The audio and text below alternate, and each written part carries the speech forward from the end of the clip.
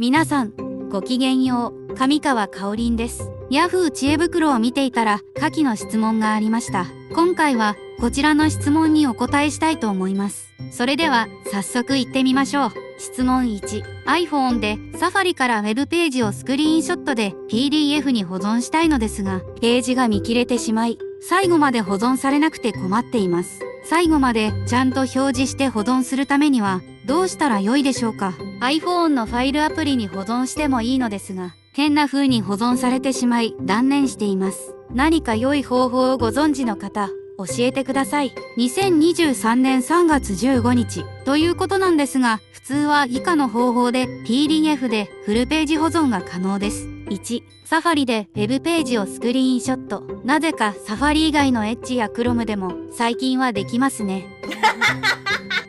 2、フルページのタブをクリックして共有メニューからファイルに保存でカメラロール以外の任意の場所に PDF で保存できます。しかし、キャップカットなどの動画編集アプリで使用するには、1、PDF を JPEG に変換しなければならない。2、1で JPEG に変換したものをカメラロールに移動しなければならない。など、面倒です。一発で JPEG に変換してカメラロールに保存できるショートカットはないのかなと思ったら、ありました。あるんかい。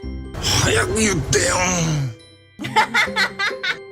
なんと以下のサイトに、ウェブサイトの全体を JPEG でカメラロールに保存できるショートカットが公開されていました。https オートマレシピ .com ショートカットエシペス86。使い方は至って簡単で、1、ウェブページのスクリーンショットを撮る。この場合、最近はサファリ以外のエッジ、Chrome などのブラウザでも可能です。2、フルページタブをクリック。